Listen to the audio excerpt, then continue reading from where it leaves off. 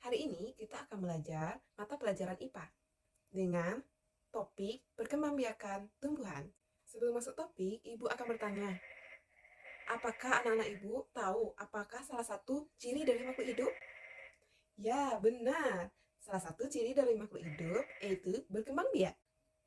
Perkembangan tumbuhan merupakan suatu proses yang bertujuan untuk memperbanyak jumlah tumbuhan agar tidak terjadi kepunahan. Perkembangbiakan tumbuhan terbagi menjadi dua. Yang pertama, perkembangbiakan generatif, yaitu perkembangbiakan melalui proses perkawinan yang melibatkan sekelamin jantan dan sekelamin betina. Perkembangbiakan generatif ini terjadi pada tumbuhan bunga.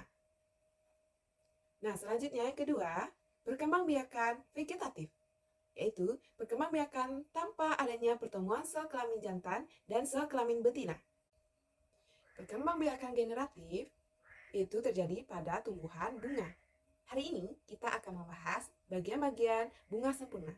Bagian-bagian bunga yaitu memiliki pertama ada tangkai, di mana fungsinya tempat melekat bunga pada tumbuhan. Selanjutnya, bunga memiliki dasar bunga yang berfungsi menopang dan melekatnya bagian-bagian bunga yang lain. Juga, bunga memiliki kelopak bunga. Fungsinya yaitu melindungi bunga dari pengaruh ketika masih kuncup. Selanjutnya, bagian bunga yaitu mahkota bunga. Fungsinya menarik serangga yang dapat membantu penyerbukan. Selanjutnya, benang sari. Fungsi dari benang sari adalah alat kelamin jantan. Dan yang terakhir, bagian bunga sempurna memiliki putik, di mana fungsi dari putik adalah alat kelamin betina. Proses penyerbukan pada tumbuhan bunga terjadi dengan 4 cara. Yang pertama, penyerbukan sendiri, yaitu serbuk sari dari satu bunga jatuh ke kepala putik bunga itu sendiri. Yang kedua, penyerbukan tetangga. Serbuk sari dari satu bunga jatuh ke kepala putik bunga lain, tapi masih dalam satu tumbuhan. Yang ketiga, penyerbukan silang. Serbuk sari dari satu bunga jatuh ke kepala putik bunga lain, berbeda tumbuhan, tetapi masih satu jenis. Yang keempat, penyerbukan master. Serbuk sari dari satu bunga jatuh ke kepala putik bunga lain, berbeda tumbuhan dan berbeda jenis. Perkembangbiakan vegetatif terbagi menjadi dua. Pertama, perkembangbiakan vegetatif alami atau tanpa bantuan manusia. Yang kedua, perkembangbiakan vegetatif buatan, yaitu dengan bantuan manusia. Perkembangbiakan vegetatif alami dengan cara 1. Spora. Spora adalah butiran seperti biji tetapi berukuran sangat kecil. Contohnya yaitu tumbuhan paku dan lumut. Kedua, tunas. Tunas adalah tunas muncul dari pangkal batang tumbuhan. Tunas tumbuh menjadi individu baru. Contohnya pisang, tumbuhan bambu, nanas, dan palem.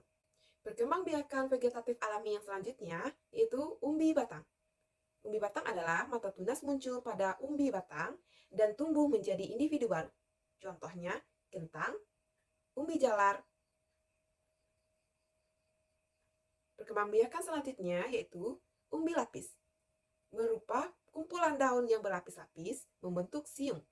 Setiap siung tumbuh menjadi individu baru. Contohnya bakung, bawang merah. Perkembangbiakan vegetatif alami selanjutnya yaitu umbi akar. Mata tunas muncul pada pangkal batang dan tumbuh menjadi individu baru. Contohnya yaitu tumbuhan dahlia, wortel, lobak, dan singkong. Selanjutnya geragi atau stolen. Batang yang menjalar di permukaan atau dalam tanah yang membentuk ruas atau buku. Tunas pada buku batang tumbuhan menjadi individu baru. Contohnya pegagan, arbai, rumput teki, dan stroberi. Selanjutnya dengan cara akal tinggal atau rizoma. Batang yang tumbuh di dalam tanah, dari batang tersebut muncul tunas yang tumbuh menjadi individu baru. Contohnya jahe, kunyit, lengkuas. Selanjutnya tunas adventif. Mata tunas yang muncul di bagian ujung daun dan akar. Contohnya cocor bebek. Perkembangbiakan vegetatif yang selanjutnya yaitu perkembangbiakan vegetatif buatan atau dengan bantuan manusia. Yang pertama, yaitu dengan cara merunduk. Dilakukan pada tumbuhan yang berbatang atau bercabang menjalar. Cabang tumbuhan dirundukkan dan ditimbun dalam tanah. Akar akan memuncul pada cabang yang ditimbun dan tumbuhan menjadi individu baru. Contohnya apel, mawar pagar, melati, alamanda. Yang kedua, yaitu setek. Setek dilakukan dengan menanam potongan tumbuh-tumbuhan, baik bagian batang, pucuk, daun, dan akar. Selanjutnya, perkembangbiakan vegetatif buatan dengan cara cangkok.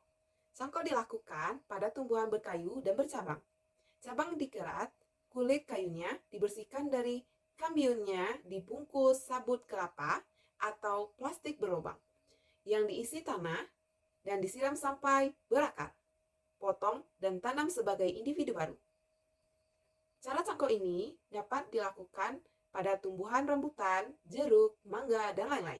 Cara selanjutnya dengan okulasi atau tempel.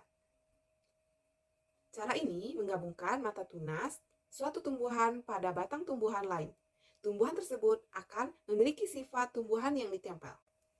Cara selanjutnya dengan enten atau sambung pucuk.